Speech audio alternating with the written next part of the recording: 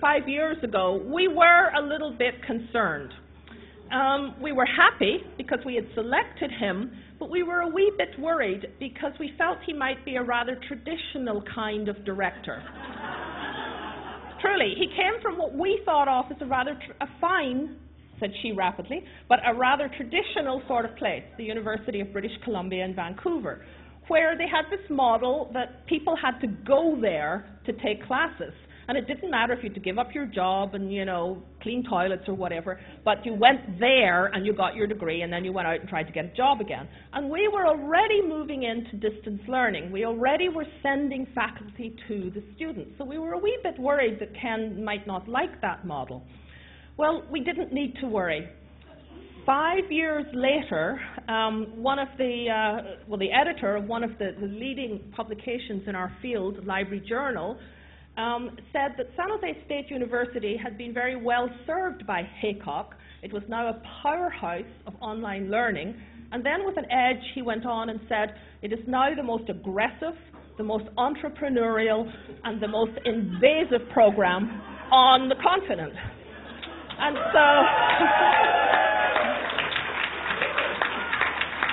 so Ken, in that friendly way that he has, said to all of the faculty, well, what do you think about this?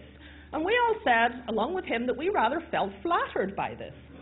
So Ken wrote back in the same national publication that we were very pleased about this. We hoped that our students also would be the most entrepreneurial, invasive, and aggressive people on the continent, and that they would not look sort of dewy-eyed, Melville dewy-eyed, to the past.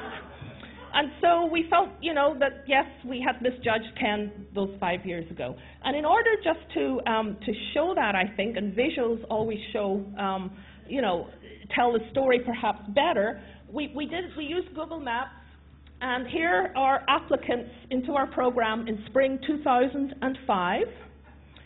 And then, if we move on, Johnny, please, here are applicants in spring 2010. And then if we just limit it to the continent, the North, and of course here the continent is of course the North American continent. We look at spring 2005, you can see the applicants. And then if we move on to spring 2010, you can see the applicants. And then if we put them side by side, you can see that we really have taken over the continent.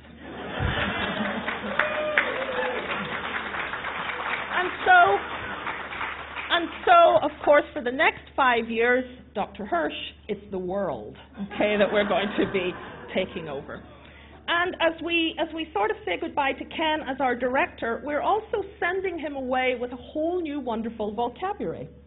When Ken came to San Jose State, he said, what on earth are these people talking about?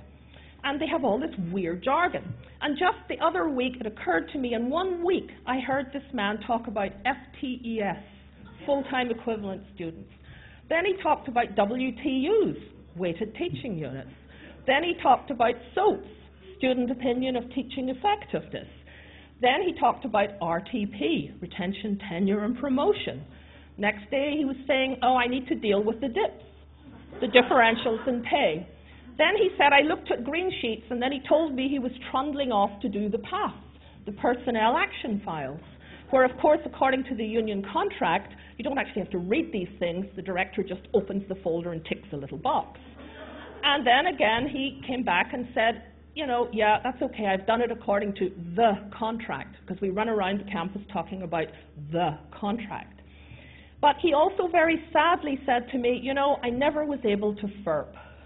And of course, the FERPing, of course, is the Faculty Early Retirement Program. And also, because he was a graduate-only program, he never got to go to Boggs. And this may not mean anything to you, but for those of us who live outside of the continent here, the term Boggs is a colloquial term for toilets, or as Americans like to politely call it, restrooms. And I have to tell you, often during Ken's tenure, I was happily in one of the restrooms getting, a little breathing space. But he never got, so it was always like an amazement to people who didn't grow up here to have senior campus administrators saying that they were running around in Boggs. And we always thought, what on earth are they talking about? And they would get there via jeeps. And so the way BOGS is the Board of General Studies, and JEEP is the General Education Active Panel. And so Ken never got to go to the BOGS via the jeeps. So what we have done here, Ken, is send you back to Canada as a seasoned international traveller with a whole new language. And on behalf of the faculty and the staff of SLIS, I would like to make some awards. Ken, would you come forward, please? Ken was our outstanding professor this year for SLIS. He was elected by the faculty and staff. And we absolutely, he was making the presentations earlier, and he really wanted to present it to himself, but I said, no, that looks very arrogant, you mustn't do it. So I was like,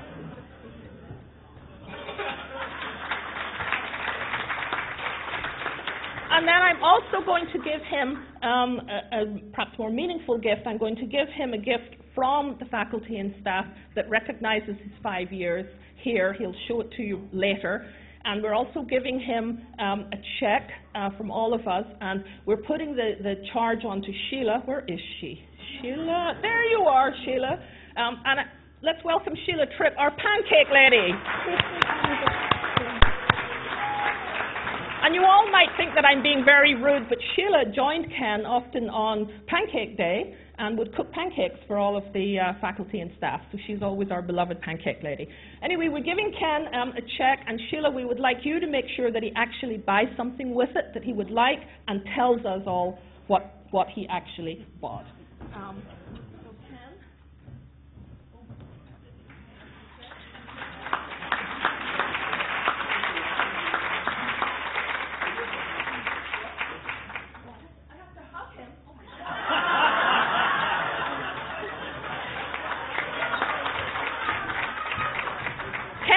Likes to have the last word. He likes to write emails in which he expresses his opinion, and at the end he says no need to reply.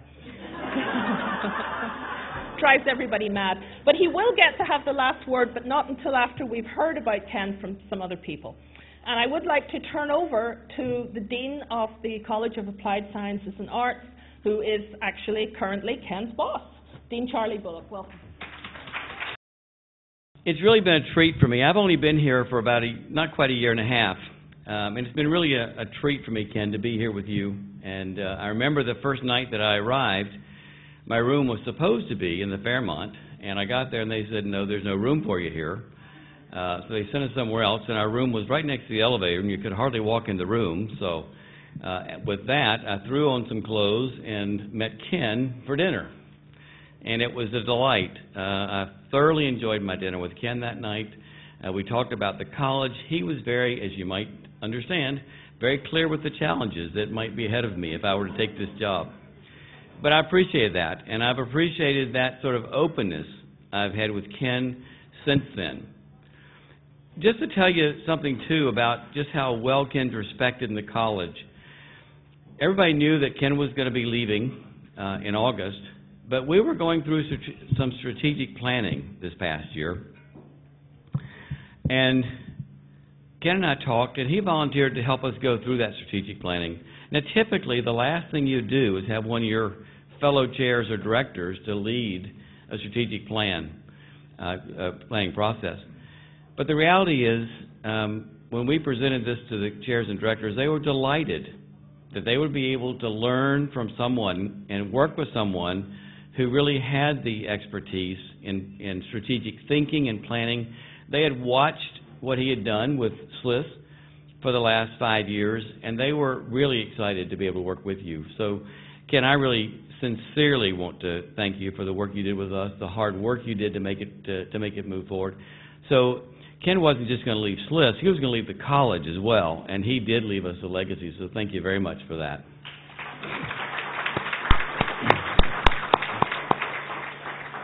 It's been a delight for me to work with Ken.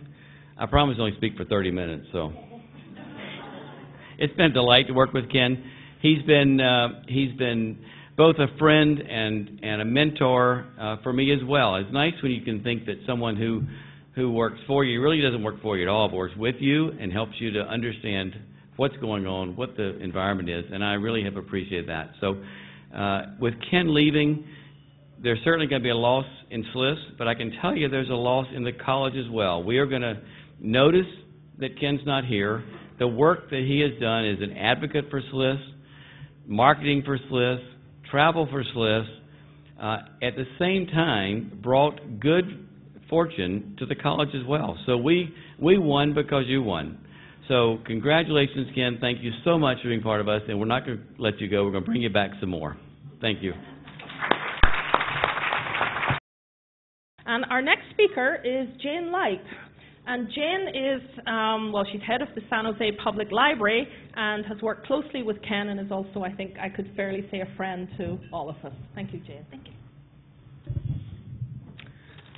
Well, I'm a little embarrassed to be first because I'm probably the shortest.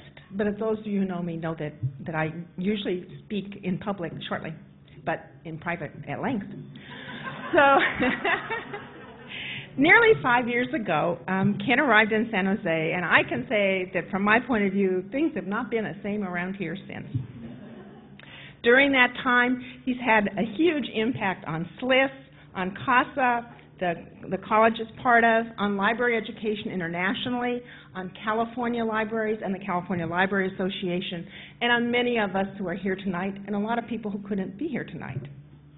His amazing productivity, his creativity and wonderful skills, his high expectations and standards for himself and for all of the rest of us, his inability to suffer fools gladly, actually he can't suffer them at all, as I think we all know, or he certainly doesn't suffer them quietly. All of these have made these institutions that I mentioned and us as individuals more effective, and I think each of us are glad to know him and look forward to continuing to know him even though he's moving out of the area.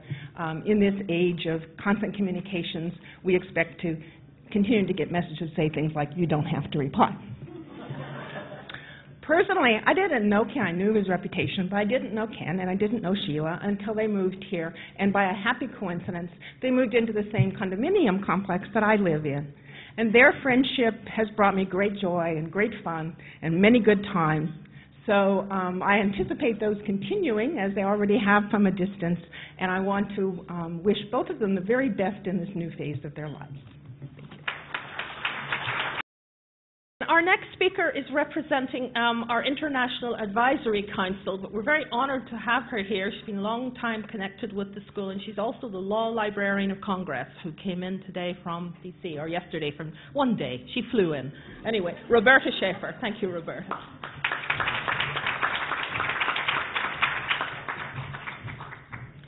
I think these occasions require one to say how they know the honoree, and I'm sorry to say that I had no clue when I first met or had heard of Ken Haycock. So, Ken, if you remember, please let me know. I've asked all kinds of people, and I'm assuming my admiration from you is coming from my mentor, Brooke Sheldon, who I know will speak later on. But however I know Ken Haycock, it's been long. So I thought that rather than give the traditional sort of tribute, I would write a little rhyme for Ken tonight. And I'm calling it just a bit of a parody on his Canadian roots, so I'm calling it Oh Canada. So here we go. Forgive me if my iambic is a little bit not pentamic.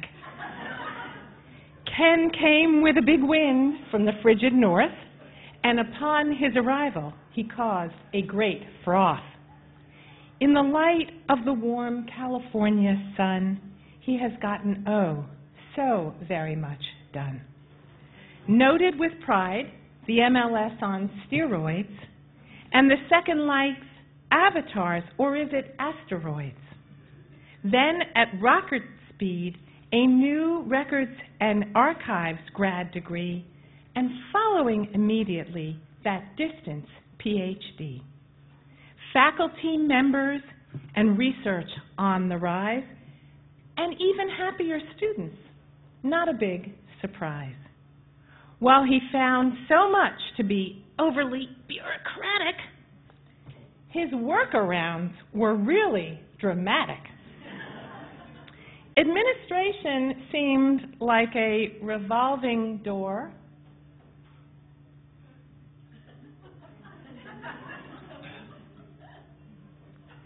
But with each new boss, Ken gingerly simply asked for more, more, more. Be warned, all you E-minors who seek to prospect students on his vast land. All of Ken's competitors quickly turn to sand. A word of special recognition to the SLIS staff and Linda Main, who served beyond the call during the Haycock rain. And a hearty welcome to Sandra as she assumes the SLIS helm, all here to support her as she builds her own realm. Now Ken and Sheila tell us it's time to say adieu. Please go with all our love and best wishes to both of you. Thank you. Thank you so much, Roberta. I'm glad I didn't have to follow you. But the person who does have to follow you is Lisa Rosenblum. And Lisa is the director of the Sunnyvale Public Library, one of our graduates, and in 2009 she was one of Library Journal's 51 movers and shakers. And she does know how to move and shake, right, Lisa? Welcome, Lisa Rosenblum, who's also speaking on behalf of our alumni tonight.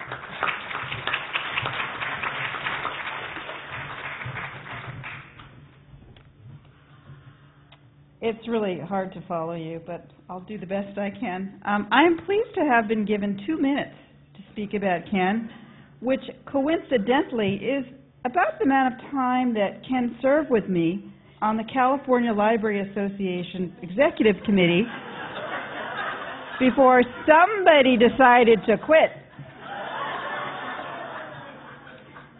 Now today you're going to hear about Ken's successes. But I want to talk to you about the obstacles that Ken has had to face as our library school director. First of all, Ken took over the directorship when George Bush was president. Can you imagine the stress he was under? Having to explain our country to his fellow colleagues back in Canada. Now, I'm going to tell you something about Ken you may not know. That Ken spent a considerable amount of time in Provo, Utah, earning a doctorate in education, also known as the Big Love Period in Ken's life. Do any of you watch TV or cable? Okay, good. Good. I can't confirm how this affected Ken, except to tell you that I heard there are a couple of women in Sandy, Utah, waiting for you, Ken, to come home with those groceries that you promised. I'll explain American TV to you later. Also, Ken has been handicapped by his education. You see, Ken attended Canadian public schools. And unlike our American public school system, he was actually educated. This shows in Ken's use of big words. Words, and these are all words that I can verify I found on the internet, or the internets, as my mother calls it. Words such as ancillary, debunk, myriad, Saskatchewan, and my favorite all-time word Ken has ever used, shibboleth. Ken didn't know that Americans educated in the public school system not only do not use big words, they mostly use four-letter words. Ken, it is what it is. But I'm proud to say that despite these obstacles, Ken is leaving this country as a real American. Now, how do I know this? Well, Ken attended a Sharks game about a year ago, and they were playing the Anaheim Ducks. And thanks to a couple of beers and the great encouragement from my Texas-born husband, Ken stood up and along with the crowd chanted, "Ducks suck, ducks suck, ducks suck." I only wish we could have gotten this on YouTube to share with the world. So, in conclusion, and before Ken totally refuses ever to speak to me again, Ken, I am happy to send you off as a real American. Thank you so much. We'd like to welcome Joe Rolfe, who's going to speak to us on behalf of a program that's very dear to Ken's heart, and it is the executive section of the MLIS program. Thank you. I'm overwhelmed. Okay, I work for Ventura County Library, and as Linda just said, I'm also I'm in the executive MLIS program with San Jose State, and I also teach at Ventura County Community College District in my spare time. And there are so many people with PhDs in this room. It's blowing my mind with the collective intellect that's going on here. How many PhDs does it take to change a light bulb? None. They're so obsessive they'll do it in the dark. The research, that is. Okay, so has anybody, I wanted to ask a question, Ken, has anybody succeeded in really, really embarrassing you yet with accolades? You're not going to answer. Okay, scrumptious, I might be the first. In my humble opinion, Dr. Ken Haycock is an unequivocal genius, and I'm not the only person to think that. The Executive MLIS program is one of Dr. Haycock's many innovations at San Jose State, and during his tenure here as the director. And when I found out that I'd been accepted into the program, I did my research by checking him out online and looking at his colloquia presentations. And he spoke of academic rigor of the MLIS degree. He spoke of commitment students need to, and the challenges that we need to overcome, and how you might not be successful if you go into it with an attitude of the class clown. So, not to be put off, on first meeting him in July 2008, at the first on-site residency for the MLIS program, for the executive MLIS program here at the university, I recognized him immediately, and I marched right up to him, and I shook his hand, and I said, "Hi, my name's Joe Rolfe, and I need to confess that I just might be your class clown." And perhaps he was a little taken aback that I should be so brazen on a first meeting, knowing him as I do now. I don't think I'd have done it. However, Ken glanced sideways at the great and glorious Dr. Brooke Sheldon, past president of ALA and one of our first course teachers. He smiled and he said, "We look forward to the challenge." I was totally sold. Okay, so having now taken 2 courses with Ken, and one in human resource management and the other in library leadership, I can honestly say that he rose to the challenge magnificently. That first week, my cohort met Rob Boyd, who just introduced, who led in Ken, and he is former student in the executive program and now SLIS faculty. And Rob told us that we were about to embark on probably the most intense period of our academic lives. The cohort heard it. The cohort acknowledged it, and the cohort understood it. We had no clue. The richness of this extraordinary experience and the quality of that instruction is a whole other realm of intellectual pursuit, and for that we're profoundly grateful. Ken is tough, but he's fair. He gave me the lowest mark for an assignment in the 2 years of the program.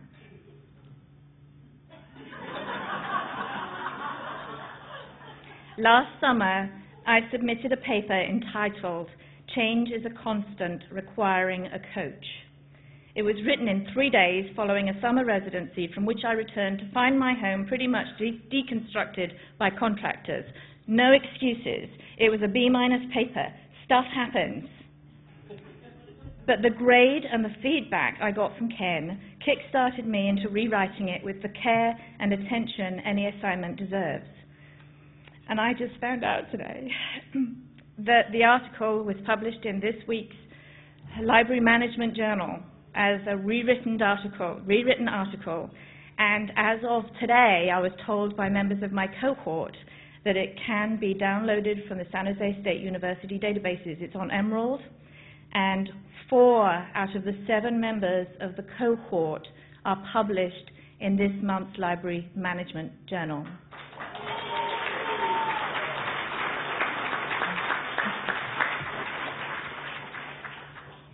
So Dr. Ken Haycock challenges students, and they can't help but step up to the plate. And for that, we're all profoundly grateful. The executive program, and Ken's influence in particular, has changed the way I think. It's changed the way I study. It's changed the way I solve problems. And it's certainly changed the way I work for Ventura County Library. He also taught us how to network. And to prove that point, I wanted to mention that I'll be standing for election for a position on the executive board of the California Libraries Association in September this year. And I know that sounds like shameless self-promotion. I know it is. It's unashamed promotion. But in 2 years, I have gone from being an LT1 in a rural branch to a published author in a peer-reviewed journal and a candidate for the executive board of the Library Association of this state.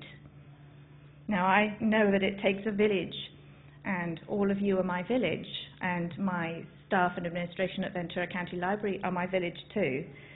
But Ken is a true genius, and I'm the proof. So I'm sure I'm not alone in feeling that the impact that Dr. Ken Haycock has had on the passion for libraries, and it's certainly changed the direction of my career. And as a final thought, he says, and I know that he said this, and I can't remember where, but I know it's always been in the back of my mind, that teachers change minds. Teachers of teachers and librarians change the minds that change minds. Dr. Ken Haycock changes everything, including light bulbs.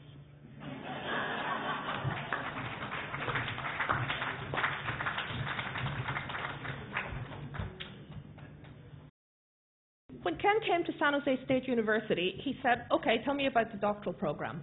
And we said, well, there isn't one. And in fact, there isn't allowed to be one because there's a law in the state that says you can't have a doctoral program. He said, well, that's pretty foolish. And he said, okay, well, let's just see how we can make a doctoral program happen. And we said, well, you know, my goodness, it'll take forever, and we'd have to partner with this person and that person. It's too tedious, and who could be bothered? And he said, okay, we'll see. So a few months later, we had a doctoral program. And it was done as a sort of workaround. We became a gateway to someone else's doctoral program. But in the process, our faculty got involved, and they became associate supervisors, and they're supervising doctoral students. And our partnership is with the Queensland University of Technology. And I gather that senior administrators in the university all thought very, very hard about, you know, there must be a rule. And they looked, and they looked, and they looked hard, and they couldn't find one. So everybody just tried not to talk about it. Meanwhile, our Gateway program has flourished. And today we have Mary Jo Romanak, who's going to speak on behalf of the doctoral students.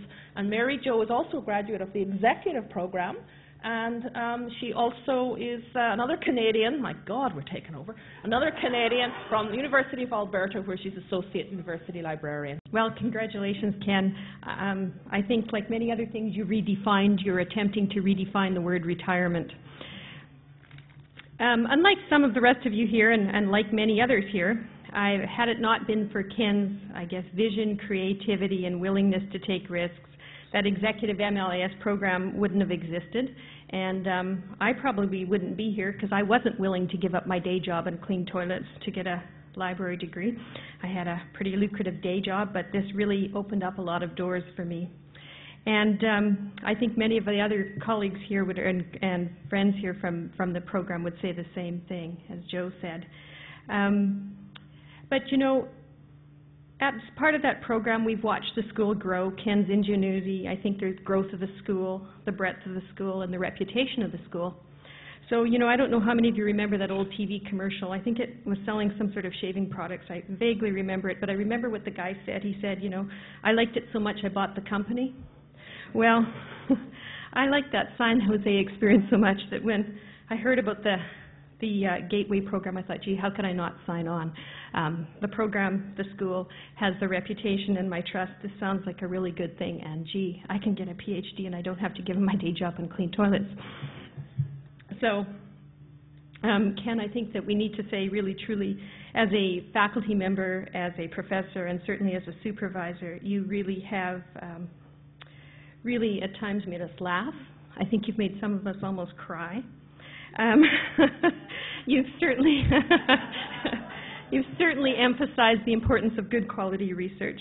You've challenged us to be the best that we each wanted to be, and you really have truly defined excellence and differentiated that from mediocrity, but at the same time reminding us that just get this PhD done. It's just a brick. It's not a lifetime's worth of work.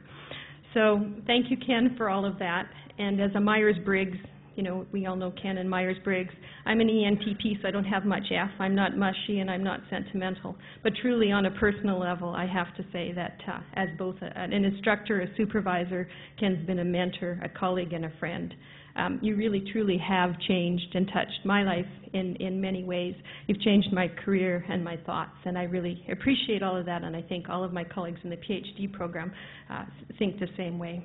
So, Ken, you also taught me, certainly, and I think many others in my various cohorts, that punctuality is a true virtue, and that we need to be mindful of ROTI, return on time invested, which, if I'm mindful of your ROTI, you don't want to hear any more from me. So you have, Ken, truly touched and changed many lives, and I hope that this small change in your own life brings you and Sheila that same joy and happiness and that sense of adventure and new learnings that you have shared with all of us in the PhD program. Thanks much. And we're very honoured and pleased tonight to welcome Jane Dysart. Jane, what to say about Jane? Jane, for those of you not in our field, is an entrepreneur of the first calibre, but you all probably know her as the woman who organises Internet Librarian. Thank you, Jane. Thanks. I'm going to be short. I wrote my notes on a business card just so that I would definitely be short. But I wanted to say that it's a real pleasure to be here to celebrate this next phase of Ken's life and career. We know that he will be doing something interesting, different, but something interesting. San Jose State University will definitely miss him. We've already heard that. And his colleagues. He's just had so many tremendous accomplishments with his team. He's a great leader. He gets things done. And I have to say, Ken, that I've been impressed being on the advisory council, seeing that firsthand, how you've stick-handled things and created such an interesting program here. You know how to get things done, and I really appreciated it last month when you shared those strategies at Computers in Libraries with an audience of over 1,000 people. You know, strategies to get things done in this tough time for libraries. And he had such fabulous ideas and strategies and insights. People loved him. You could have seen millions of tweets, and you can see him online still if you want, but great, thank you. Ken is a great storyteller, a great speaker, a great educator, a great friend, and a great mentor, as you have heard from most everyone else who has spoken. He also knows how to travel with a little help from Sheila, and we've enjoyed, I must say, some wonderful meals on many different continents, and I know that you will enjoy this next phase in your life, whatever it may be. Thank you, and congratulations. As we asked Brooke Sheldon to come forward, I have to tell you that we were all a bit astonished not very long ago when Brooke rather sadly told us what a failure she was.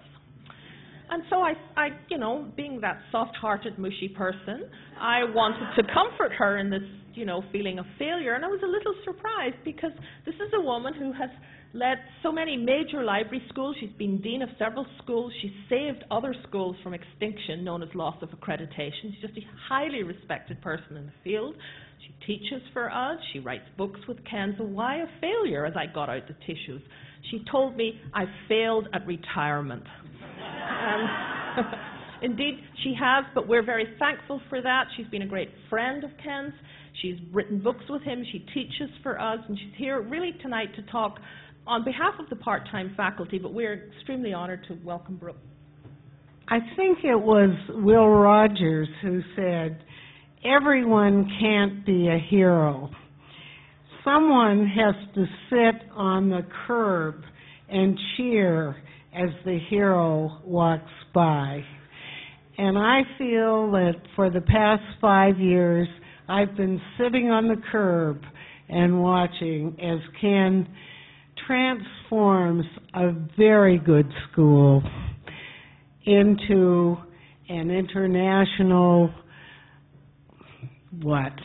just a model for what ought to be happening as the world changes, as the world turns, if we will.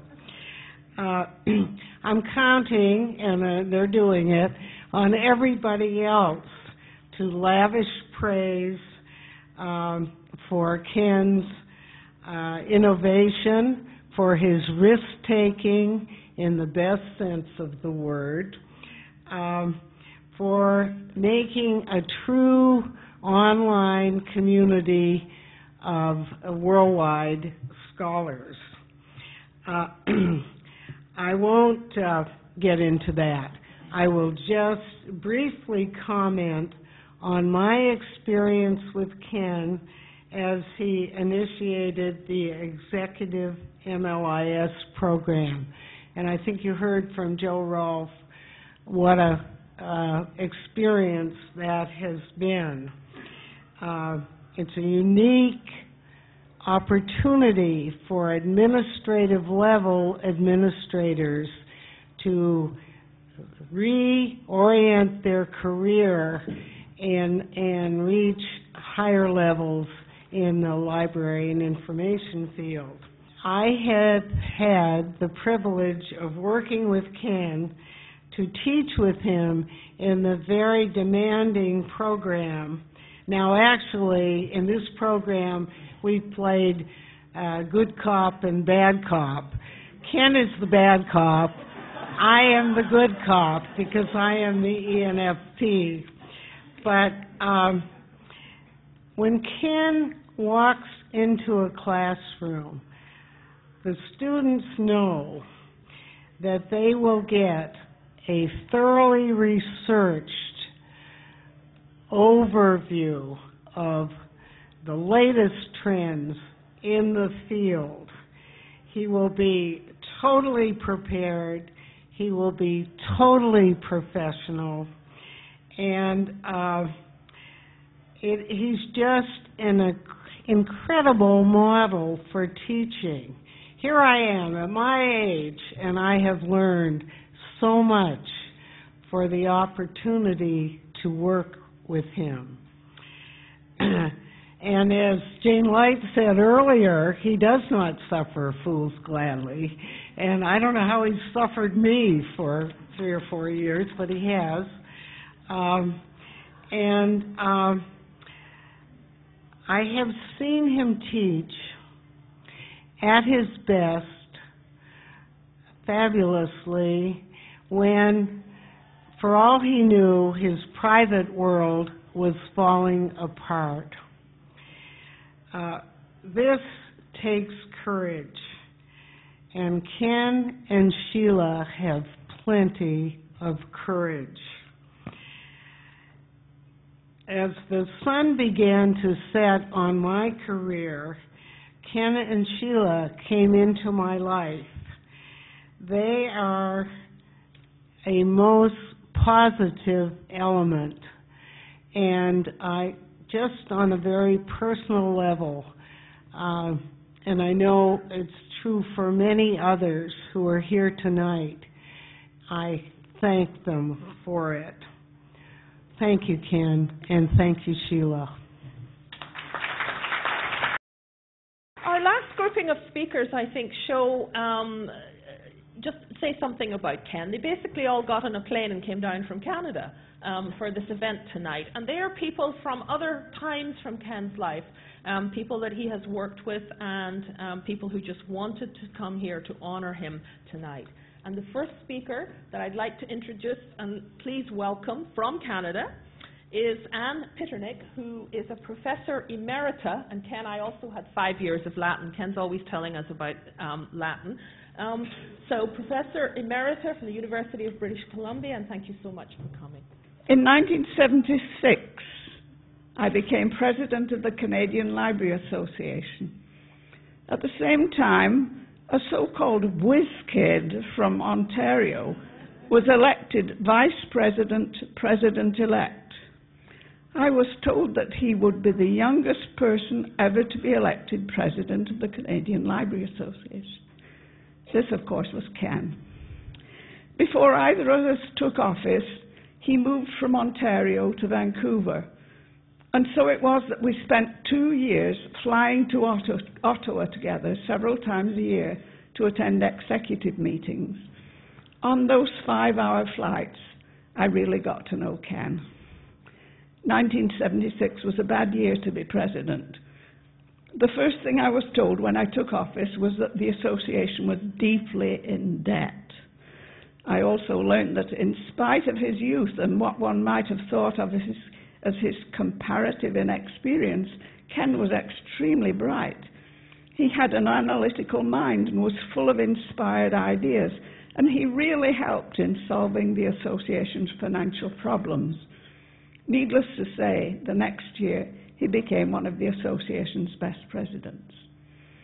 Ken and I have kept in touch over the years and discussed problems relating to library education and research and the future of the profession. He continued to work in the library field, to do research, to publish, and eventually he became director of my school, the School of Library, Archival and Information Studies at the University of British Columbia, which we call UBC for short, in Vancouver. At that time, the school was a comparatively small unit in the Faculty of Arts. It was suffering from the loss of several senior professors through retirement and from university-wide financial cutbacks. Add to this a hostile dean who was not happy to have a professional school in an academic Faculty of Arts. These unpromising prospects in no way fazed Ken. By the end of his tenure, the school had greatly expanded its program offerings, hired more faculty, and increased research grants. He had won the respect of the dean and raised the profile of the school in the university. Some years ago, I heard a famous Canadian speak about his experience of being introduced by a lady who said, "Mr. X has a very impressive list of awards and accomplishments. He has a who's who that's 9.5 inches long."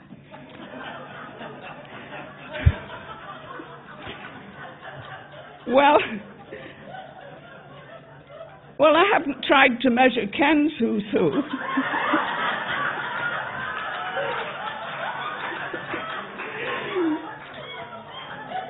But I can tell you that his list of awards and accomplishments is also very long.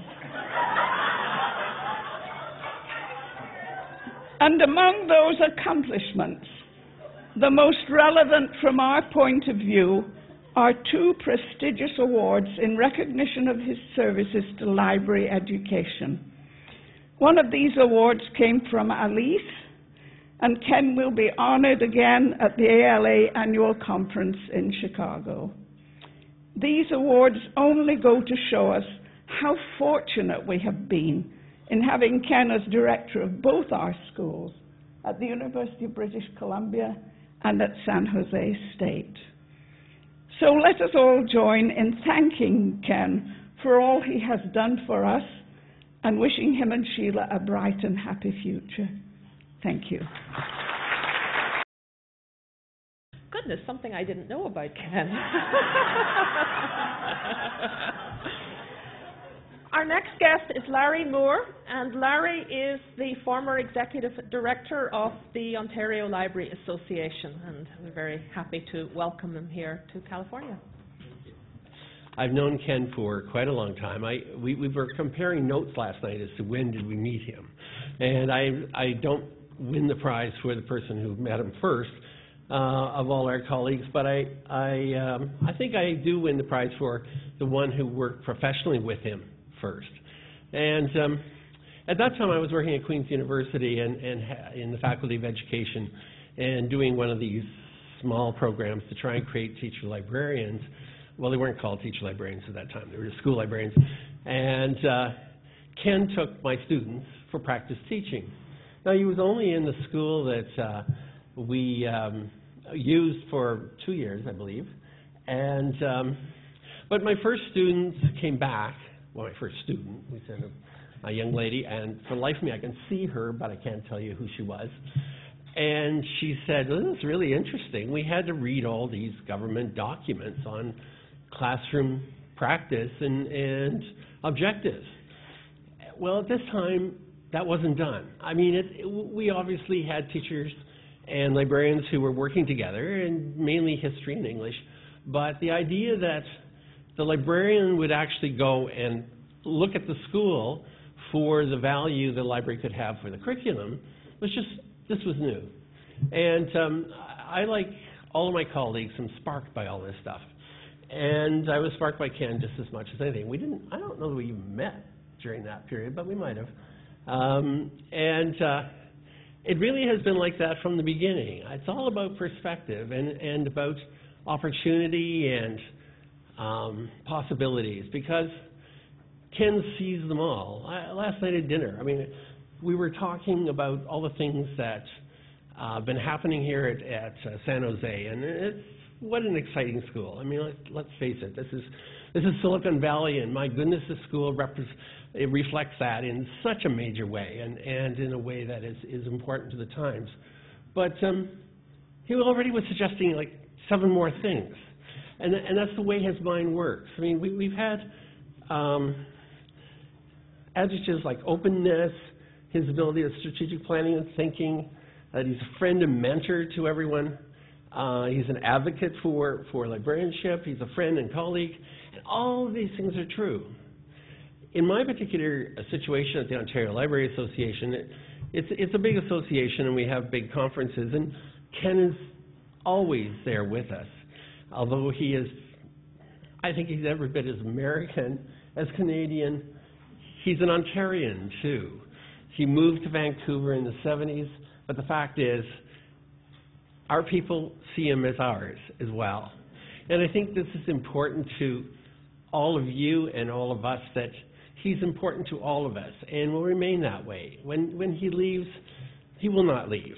This is going to go on. And I love your cheers, because I think there are a lot of people out there who feel very strongly that this is a man who has inspired so much when they weren't expecting it. But the fact is, he's a very, very special person, and I feel badly for you. But congratulations, Ken, as always. Our next guest is Ernie Ingalls, also come down from the University of Alberta in Canada, where he is Vice Provost and Chief Librarian.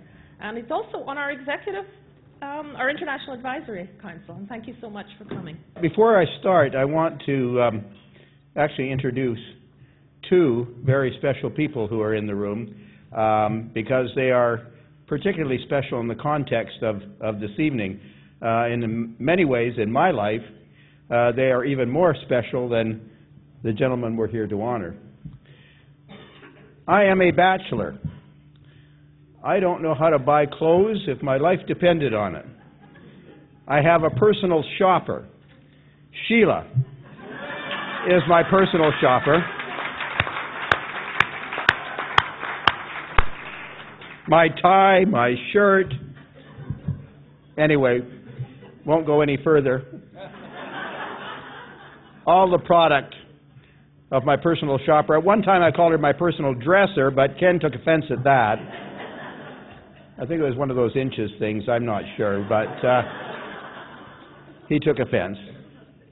The second important person that I'd like to introduce is Mary Jo Romanow. And she's a damn liar.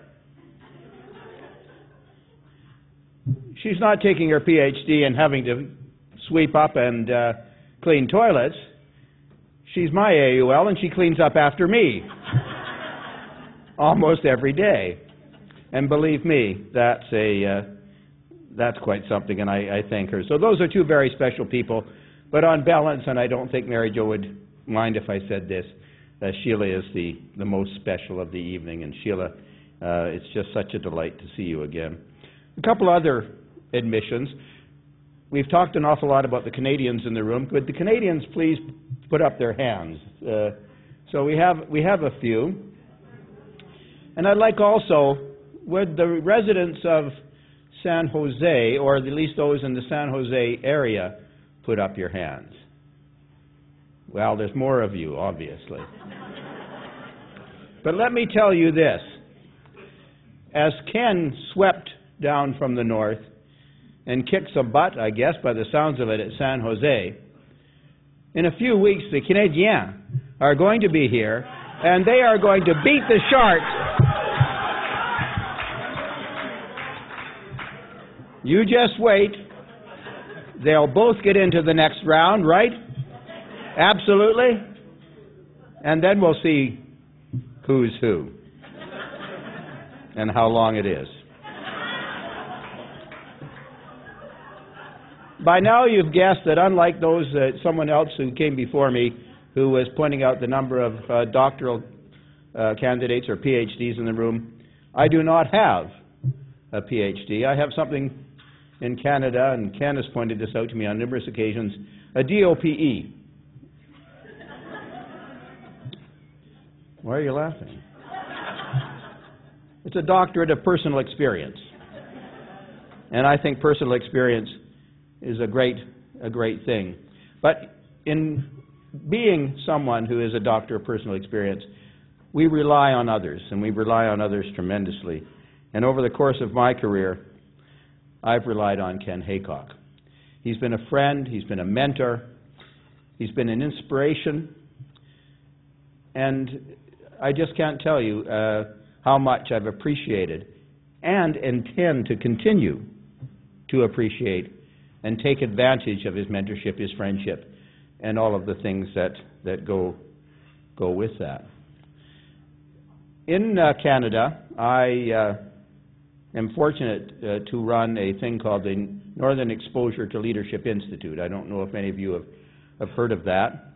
It was actually started and modeled after a leadership institute here in the U.S., the Snowbird Institute, and we started about 15 or so years ago, actually I guess more than that.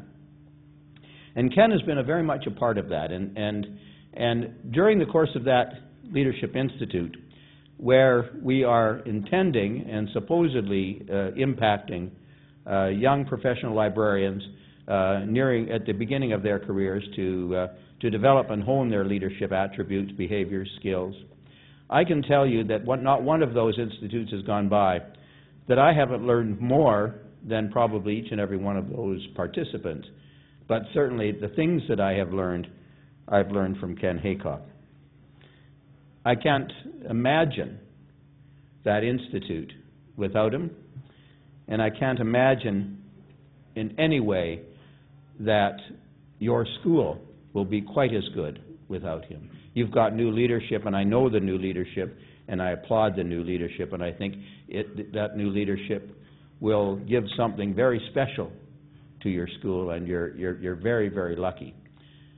Because I think that leadership is building on something, and I think there's something to be said for that. A little bit earlier, in conclusion here, I think someone said that it wasn't a good thing to be arrogant. Well, I differ, and I disagree. Churchill differed and disagreed. He said it's all right to be arrogant if you've got something to be arrogant about. And I can assure you that I do. No, I can assure you that Ken does. Anybody that posts on the website a 79-page CV, and as a component part of that CV has a section of where other people have quoted him, you know that he's very, very special. Ken, it's your night. Thank you for everything, but it's not over. I live in London, Ontario, where Ken spent many of his early years and actually completed his undergraduate education. London is located about 100 miles from Detroit. Perhaps more significantly, London is about 60 miles from Kitchener-Waterloo. Waterloo is known as Canada's Silicon Valley. It's here, you can see the connection. I mean, it's here that the two young entrepreneurs started a small company called Research in Motion, produced a product called the BlackBerry. The BlackBerry has had a profound effect on the way we communicate, process, analyze, and synthesize information. I would suggest that Ken has had the same kind of impact on how we think, talk, and write about libraries. Whether it is the role and importance of libraries, how we should educate the library and information specialists, library trustees, and municipal politicians, how we select and evaluate library managers, how we plan for library succession, how we revision our libraries, library schools, and other public institutions, how we market and advocate for our libraries, and how we should be using research to further our libraries. Ken has been for over 40 years an outspoken beacon on all of these issues, and he's shaped the discourse of our profession. He has been making a difference. I first met Ken in the summer of 1969. Ken was working as a summer school librarian for a school librarianship course which I was taking, and he had subsequently taken as well. Ken demonstrated even then at an early stage of his career a dedication, passion, energy, and resolve that would continue throughout his career. Don't touch that book or I'll break your fingers. No, he didn't say that. That was when we had date due stamps, rubber ink pads, accession books, and when we sent kids to the library for detentions. What were we thinking? Ken went on to serve as secondary teacher librarians, as we heard, in Ottawa, and then moved on to consultancy roles both in Guelph and subsequently Vancouver. Even at that early stage of his career, Ken was making a difference and was recognized internationally, as announced in Wilson Library Bulletin, as one of the young leaders in librarianship to watch. I next met Ken when the British Council sponsored 5 or 6 Canadians to a tour of British school libraries and district resource centers. Ken and I were part of the group, and we spent long hours talking, touring, and observing. At the end of each day, as most of us, most of the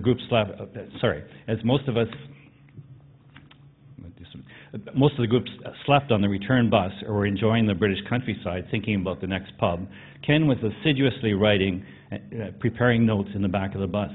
Many of us forgot that trip shortly after we returned to Canada.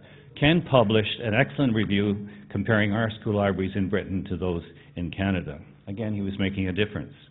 As we all know, Ken is a prolific writer and researcher, and one of his amazing achievements was taking a fringe alternative magazine and turning it into a sophisticated international journal with a huge subscription base. Of course, I'm referring to Emergency Librarian, which was jokingly featured on the Johnny Carson show. For strangely named periodicals. You can imagine Johnny Carson's reaction to the title Emergency Librarian. Can you imagine Ken's reaction?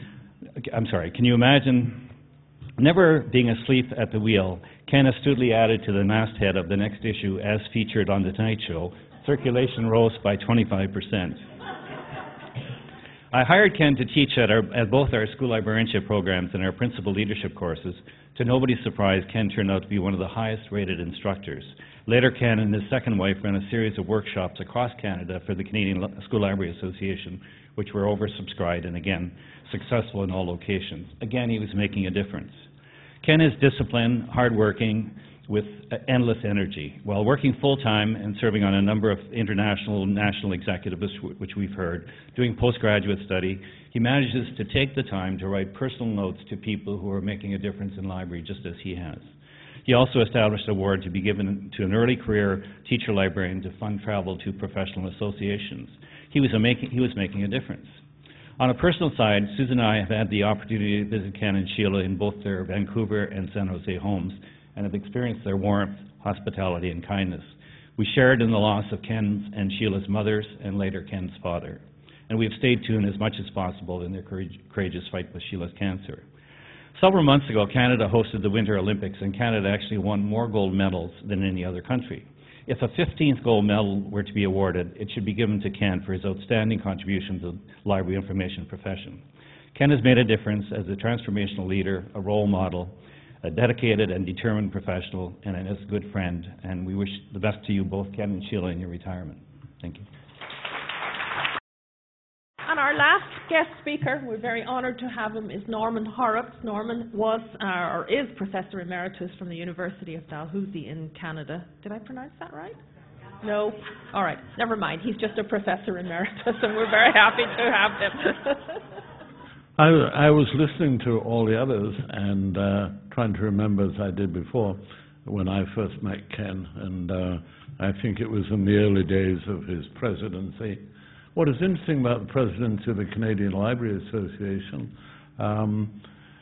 he was elected only 3 years after getting his AMLS from Michigan. So there are ways of making your fame without waiting too long. And like Ernie, I thought, well, I know Ken, but I better check. And I went to those 79 pages, very well proofread. It was page 19 before the first typo. And then I wondered, how he could do all these things. I lived in Australia for 7 years, and I know how far it is from Perth in Western Australia, where he's speaking one day. The next day he was up with the banana benders in Brisbane speaking. And I thought, how did he do that? And I was talking with my daughter when she was driving me into work one day, and I said what I was doing. She said, check him out on Facebook. I thought, oh, well, that's an idea. So I went on Facebook, and maybe this is what it's all been happening, and I just didn't know. Because I read last week he was going to Munich with his MBA friends, and then the line below, he was going to Cyprus to see his brother's place. And I thought, he's in Silicon Valley. They've cloned him. There are two Ken Haycocks there, one who's going to Munich and one who's going to Cyprus. And I thought, I should have known that, because it just couldn't be done. And I look back on my army days when I was one of those people, I know it's an oxymoron, I was in military intelligence. I love it in Nova Scotia where we sell jumbo shrimp. And I was with the code breakers, serving the code breakers, and we had a branch that worked with the American counterparts, the National Security Agency. They were so secret that their initials, NSA, stood for No Such Agency. But with that, I should have been able to know before that Ken was more than one person. And I've looked through his writings, as we all have done, I think, over the years, and benefited from them. And I picked out two words which resonate with me, and I hope with you. And they are, be prepared and participate. And Ken exemplifies that to us all. Thank you very much. Well, I've also looked through the 79-page resume, and I find 6 APA errors. And I was really, really shocked, Ken. Before we invite Ken to close the evening, because of course, there's never any need to reply, so, we need to have Ken close the evening, I'd just like to say 2 last very quick things. One is that Ken was retiring. We were really very sad about that, and we thought, what on earth are we going to do? So we thought, after a while, okay, we have the answer. Let's find a woman to take over. And so we did. And so I would like to introduce to you our new director. Could you stand, please? Dr. Sandy Hirsch.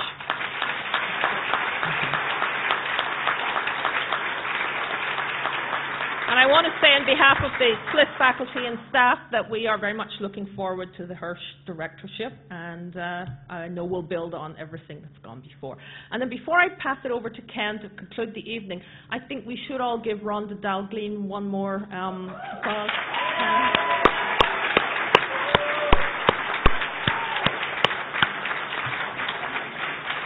Thank you. Rhonda made it all possible. She arranged everything for everybody to come in tonight. And Rhonda, you are just Wonder Woman. Thank you very much. We really appreciate you. And Ken, would you like to close the evening perhaps and say a few remarks? I didn't prepare any remarks because I wasn't sure whether this would be a celebration or a roast or a combination of both, and wasn't quite sure what to say. I also, some people think I have ice water in my veins, but at funerals and celebrations like this, I find it very difficult to talk.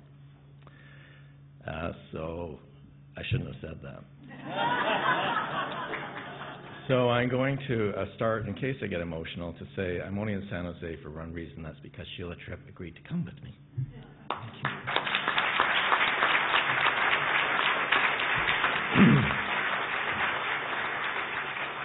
And in our 20 years, more than 20 years together, you've been with me through 5 different jobs and 3 different employers, so I appreciate that as well. Sheila believes that she should be my best critic, or my worst, depending on your view. As we were walking across the street, I said, I'm not sure what I'm going to say. And she said to me, please, just think before you talk. And, just try to edit it before it comes out of your mouth. She said, I don't think this is the night to be sarcastic. Moi?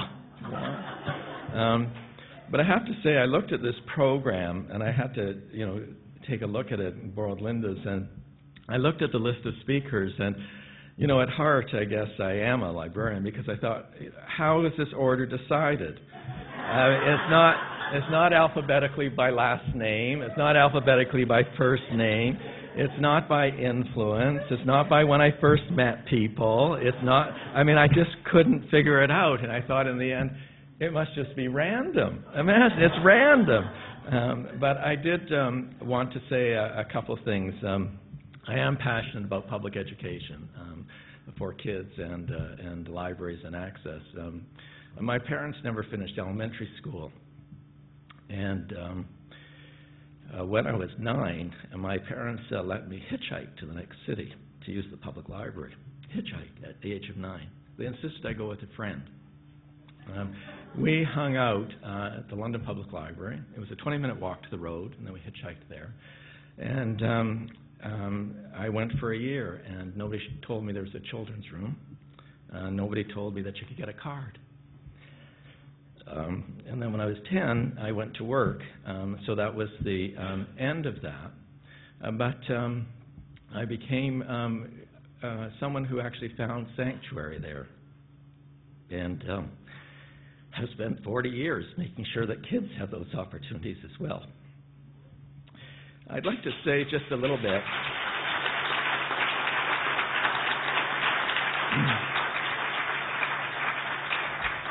I'd just like to say a little bit about the people who have spoken this evening, if I can get through this. Charlie talked about the dinner we had, and I recall when we left the restaurant, he was being interviewed, and I was on the selection committee, and I said to him, you're my choice for dean, so for God's sake, don't screw it up tomorrow. And indeed he didn't.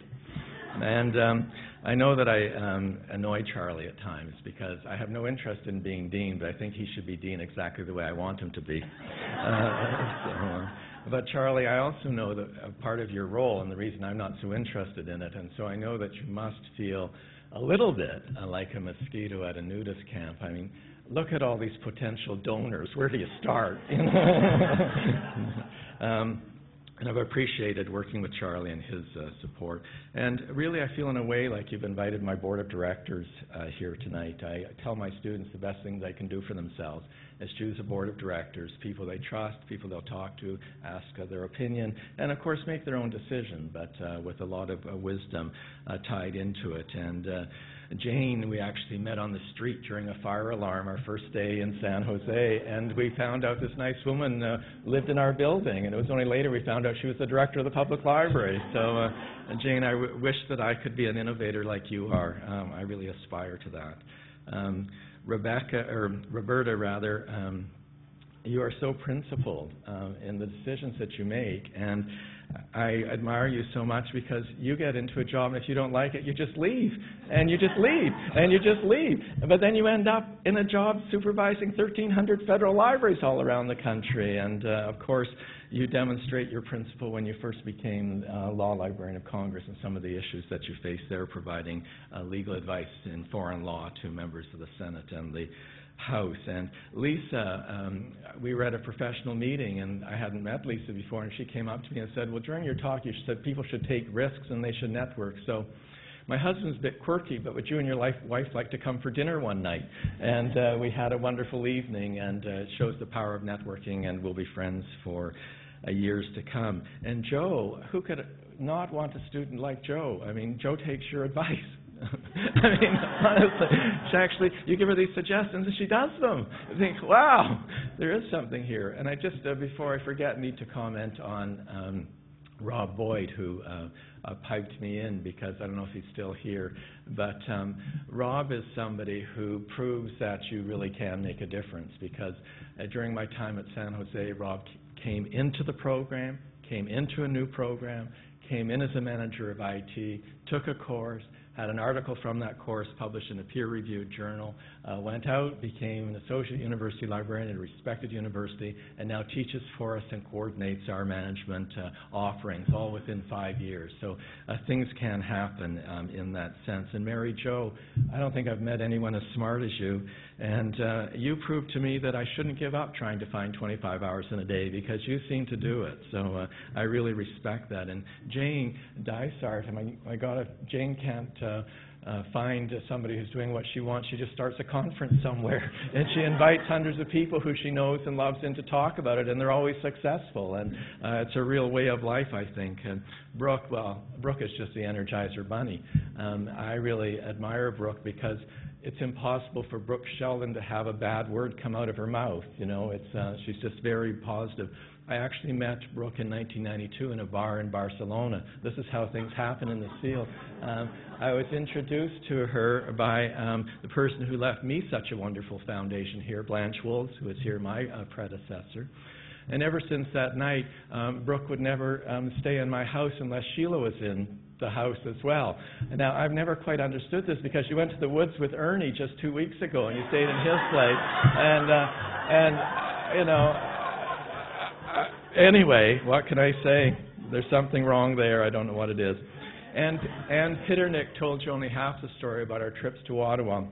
This was in the 1970s. It was a different time. The trip was a little longer. It was 5 years. Anne is very direct. If you aren't aware of that, you should talk to her. She's very direct. And she said we would sit together on the plane. I said, oh, all right, we'll sit together. And I was the incoming president, and she was the president. I won by a complete fluke. I was 28 years old. I was put up as the lost leader, and the person they wanted dropped out at the last minute. So, I mean, here I was. And it was a different time entirely, because we got on the plane, and Anne would always say, we'll have a couple of bottles of wine here. And the flight attendant, then called the stewardess, would say, would you like to wait until after takeoff? And she said, well, no, we'll get them now so we don't have to bother you later. And they'd bring these bottles of wine, and Anne would say, no, I meant 2 each. So we'd have 2 little bottles of wine. And then I would get what is still today the best seminars I've had in library and information science in my life.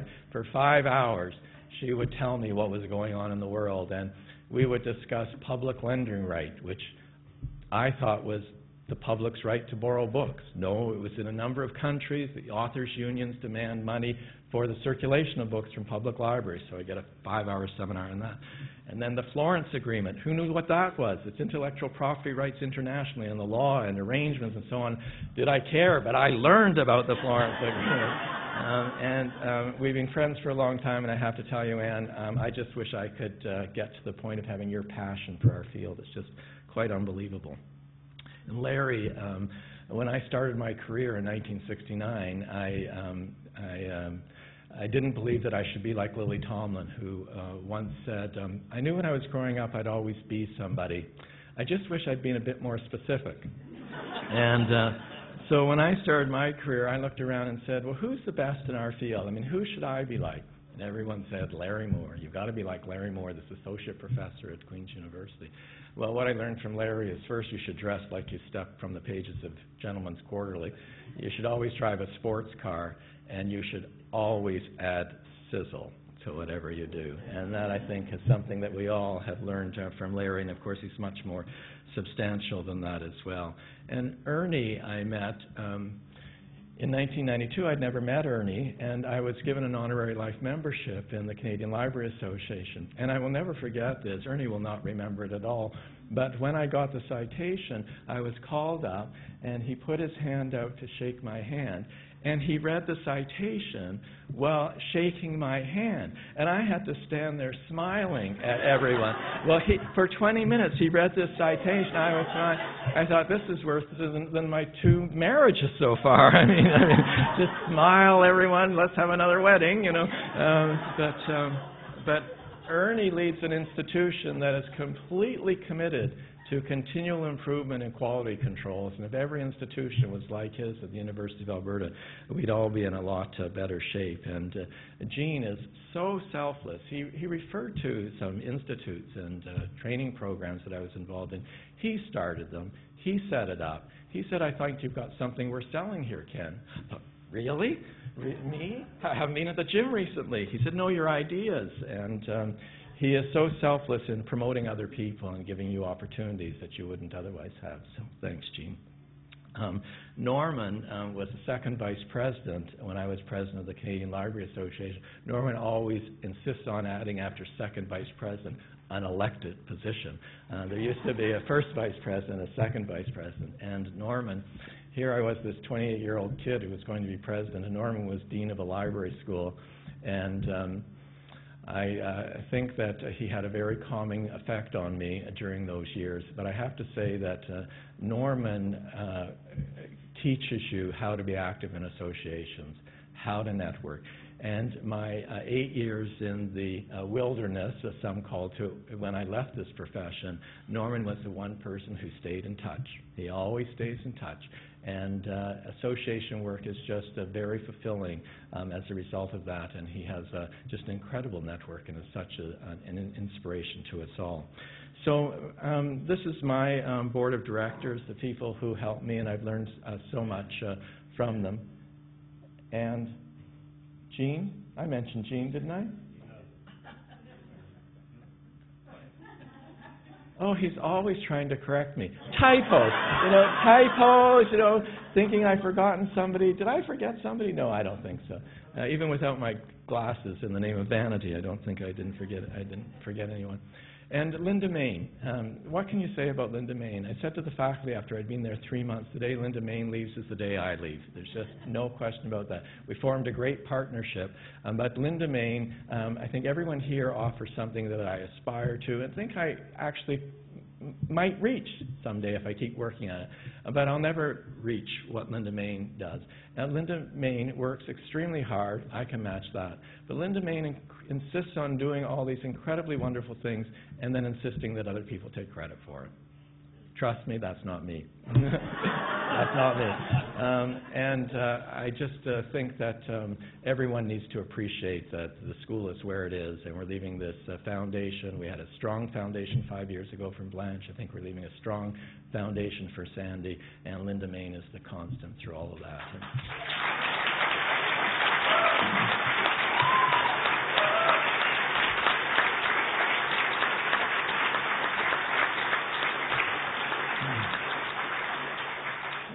This has been an incredible more than 40 years I've been in this field. I can say that this is my last directorship. So I'd like to assure you of that. One of my colleagues got quite annoyed with me when he found out I might be taking another job. We're having a retirement for you. You're supposed to just kind of die on a beach somewhere. I have 2 rules now, which I constitute my retirement, or as somebody said, rewiring. and that is that I'm not moving from Vancouver again. Sheila and I have renovated our house after renters were there for a few years, and we're staying there. I have a beautiful large office that overlooks the ocean and the mountains, and it's very inspirational, and I think I can do some writing there. So I'm not leaving Vancouver, and I'm not taking another full-time job, but I'm also not going away. So I think that in closing, could I just say that I think we're all here for one reason, and that's because we believe in public value. We believe in the difference that information can make to decision-making and to democracy. And I think sometimes we get caught up in the job and forget what we're here for. As I said to all of our faculty today, I don't think your legacy is based on what endures after you've had your time. I think your legacy is the impact you've had on the quality of experiences that people have and the contributions they make during the time you're there, and one hopes to some extent after you leave. So I feel that there has been a difference with all of us working together for the quality of experiences that our students have, our faculty have, and our communities have during these 5 years.